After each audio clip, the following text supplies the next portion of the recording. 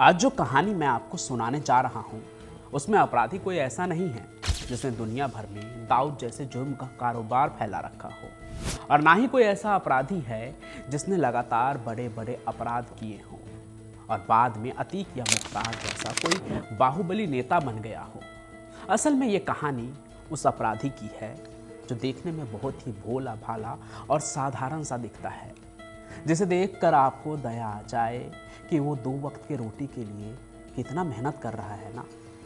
लेकिन जब आप उसका अपराध सुनेंगे ना तो किसी पर भरोसा करने से डरने लगेंगे। तब लोगों का मासूम चेहरा नहीं, उनकी नीयत को भांपने लगेंगे आप। इसलिए आइए सीधे उस कहानी पर ही चलते हैं। तो कहानी की शुरुआत होती है एक साधारण परिवार से, एक ऐसा परिवार जो हमारे आसपास होते हैं। बात है दिसंबर महीने की और साल था 2020। इस रात इस परिवार ने एक केक ऑर्डर किया था। वैसे आजकल खाने पीने की चीज़ों को बाहर से ऑर्डर करना बहुत ही आम बात है। हर कोई जोमेटो, स्विगी या सीधे रेस्टोरेंट में ही कॉल करके कुछ ना कुछ मंगवाते रहते हैं। तो ऐसे ही एक केक का ऑर्डर भी हुआ। कुछ देर बाद दरवाजे पर दस्तक हुई तो घर की महिला ने दरवाज़ा खोला। सामने एक यंग लड़का केक लेकर खड़ा था, जिसने दरवाज़ा खुलते ही महिला को घूरना शुरू कर दिया। पल भर में ही वो महिला के खूबसूरती पर ऐसे लट्टू हो गया कि उसकी जुबान फिसलने लगी। फिर भी वो हिम्मत जुटाते हुए कहता है कि मैम, आप मुझे अच्छा फीडबैक दे देना। महिला मुस्कुराकर उसके बात पर हामी भर देती है। उसका मुस्कुराना मानो जैसे उस डिलीवरी बॉय के लिए हरी झंडी थी कि वो जो चाहे कह सकता है। और फिर उसने कुछ ऐसा कहा जो शायद किसी भी डिलीवरी बॉय ने किसी से नहीं कहा होगा। वो उस महिला से उसका पर्सनल नंबर मांगता है। लेकिन भला एक डिलीवरी बॉय को पर्सनल नंबर क्यों चाहिए? ये बात उस महिला को भी अजीब लगी और ये बात उसने महिला के चेहरे पर पढ़ लिया था। अब इससे पहले कि वो कुछ कहती, डिलीवरी बॉय ने दोबारा कहा, मैम, ये बस एक रिक्वेस्ट है जिससे मुझ गरीब का भला हो जाएगा। दरअसल हमारे बॉस हमारा पर्सनल फीडबैक ले रहे हैं और कस्टमर को कॉल करते हैं, तो अगर आप मेरा पॉजिटिव फीडबैक दे देंगी तो मुझ गरीब का भला हो जाएगा। विश्वास नहीं हो रहा तो आप मेरा नंबर ले लीजिए ना। महिला डिलीवरी बॉय की बातों पर फिसल गई और उसे अपना नंबर दे देती है और फिर वो डिलीवरी बॉय वहाँ से चला जाता है। अब इस बात को करीब 1 हफ्ते गुजर गए थे और एक दिन मैडम के फ़ोन पे घंटी बजती है।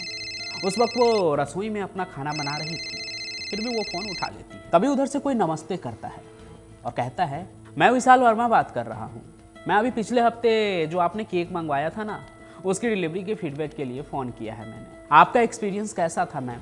दरअसल मेरे बॉस को जानना है। मैडम ये सब कुछ सुनकर थोड़ा सोचती है, फिर आखिरकार उन्हें उस मासूम डिलीवरी बॉय की याद आ जाती है और वो तारीफ़ करने लगती है उसकी, जिससे उसका कुछ भला हो जाए। महिला की बातें सुनने के बाद विशाल कहता है कि मैम, आपने जो फीडबैक दिया है वो अब तक का सबसे बेहतरीन फीडबैक है। अगर आप यही बात वीडियो पर कह देना तो मेरे रेस्टोरेंट की खूब प्रमोशन होगी। महिला अपनी तारीफ सुनकर खुश हो जाती है। जब वीडियो कॉल आता है उस पर भी वो खुश होकर अपना फीडबैक दे देती है।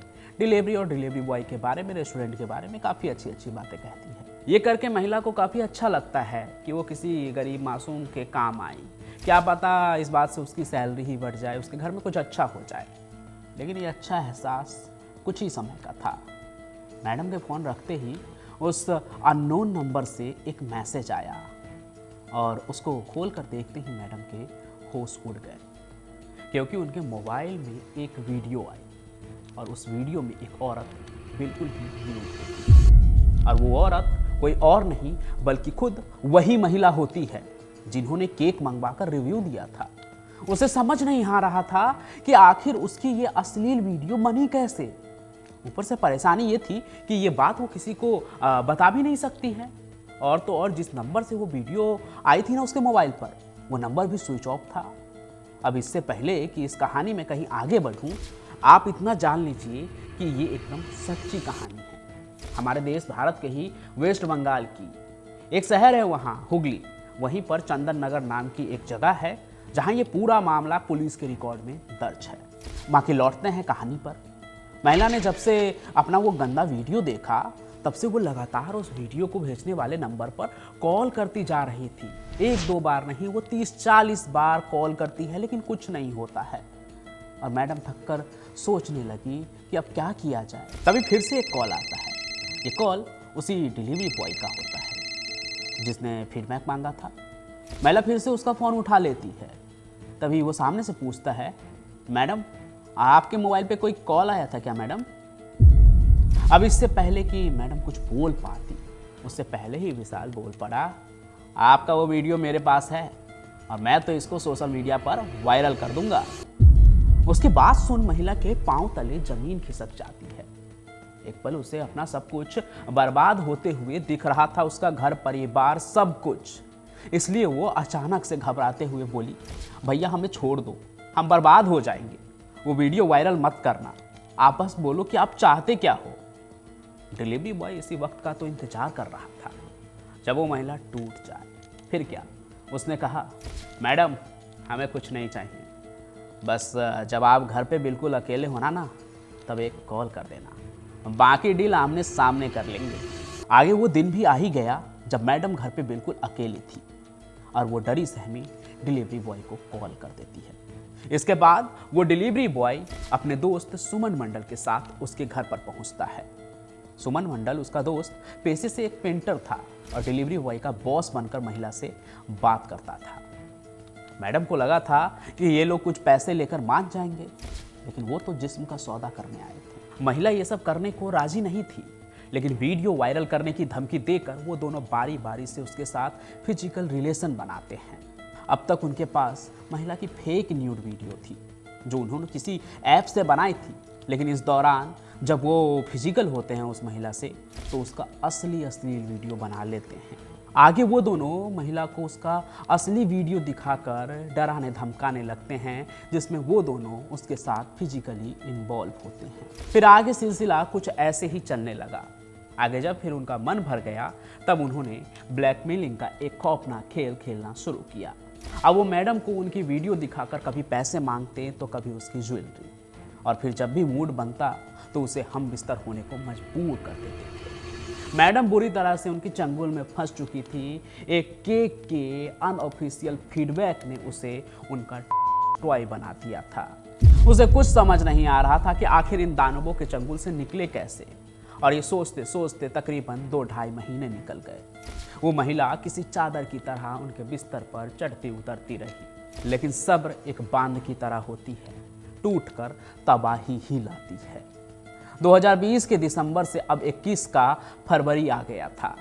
महिला ने सोच लिया कि अब और नहीं तो जिंदगी भर इनकी गुलाम बनी रह जाएगी। देर से ही सही, लेकिन उसने अपना रौद्र रूप लिया और बिना डरे नज़दीकी पुलिस स्टेशन पहुंच गई और अपनी पूरी कहानी वहां पर बयां कर दिया। पहले तो पुलिस वालों को भरोसा ही नहीं हुआ कि ऐसा भी हो सकता है, और ये हमारी पुलिस की बहुत बड़ी खामी भी है। अगर आप उनके पास जाओ ना तो उनका रवैया ऐसा होता है कि हर चीज़ के लिए वो आपको ही जिम्मेदार ठहराने लगेंगे। इसलिए लोग डरते भी हैं पुलिस के पास जाने से, जबकि उन्हें देखकर डर नहीं गर्व होना चाहिए। खैर, इस कहानी में जब महिला बार बार पुलिस से रिक्वेस्ट करती है, नंबर समेत बाकी सबूत भी दिखाती है, तब पुलिस वालों को एक्शन लेना पड़ा। फिर 23 फरवरी 2021 की रात को पुलिस एक जगह पर दबिश देते हैं। एक तरह से वो रेड करते हैं और एक घर में पहुंचते हैं। डिलीवरी बॉय विशाल इस वक्त एक नई महिला के साथ आपत्तिजनक स्थिति में था, यानी उसके साथ बिस्तर पे था।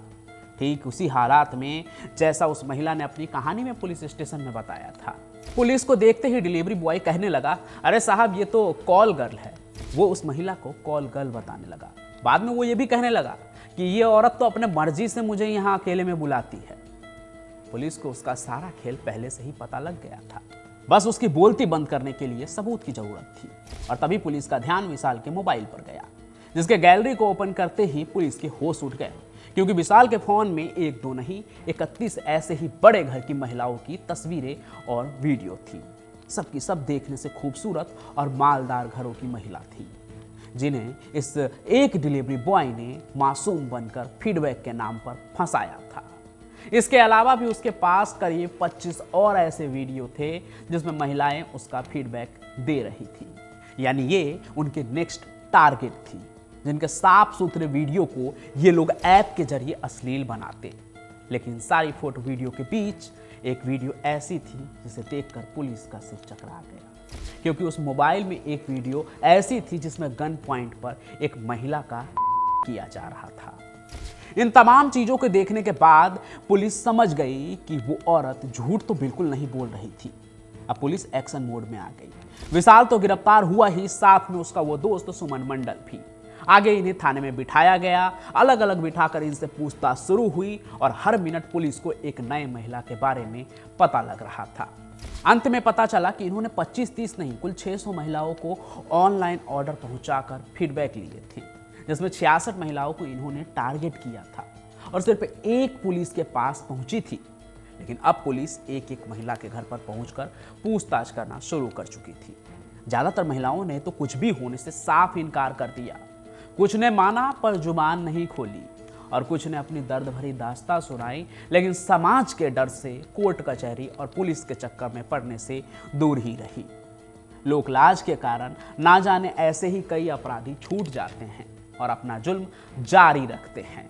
यहाँ सिर्फ एक महिला के हिम्मत करने से यह सिलसिला 66 पे ही रुक गया और अपराधी पकड़े गए।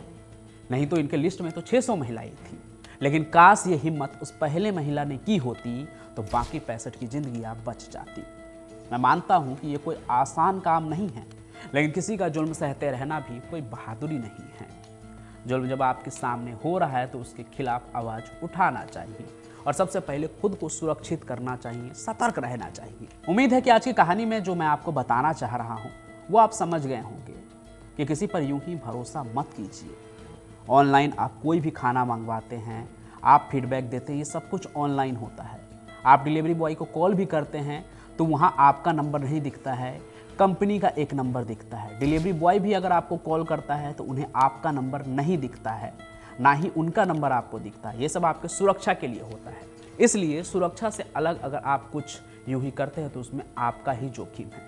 इसलिए सतर्क रहना बहुत ज़्यादा ज़रूरी है। इसलिए आज मैंने बड़े बड़े डॉन, गैंगस्टर और गुंडा से हटकर एक ऐसी अपराध की कहानी सुनाई जिससे आप और हम प्रभावित हो सकते हैं। लेकिन मुझे नहीं लगता है कि आज की कहानी सुनने के बाद आपको कोई खतरा है, क्योंकि आप सतर्क हो चुके हैं क्राइम कनेक्ट के साथ। बाकी आपको आज की ये कहानी कैसी लगी और इस तरह के क्रिमिनल के बारे में आप क्या सोचते हैं वो कमेंट करके ज़रूर बताएं। साथ ही साथ ऐसी अगर आप कोई और भी कहानी सुनना चाहता है या आपके आसपास घटी है उसके बारे में जानना चाहते हैं तो वो भी कमेंट करें। आज की कहानी को लाइक करें, ज़्यादा से ज़्यादा शेयर करें और हमारे इस चैनल को सब्सक्राइब जरूर कर लें। मैं पंचम प्रकाश आपसे यूं ही मिलता रहूंगा। तब तक के लिए आपका बहुत बहुत धन्यवाद।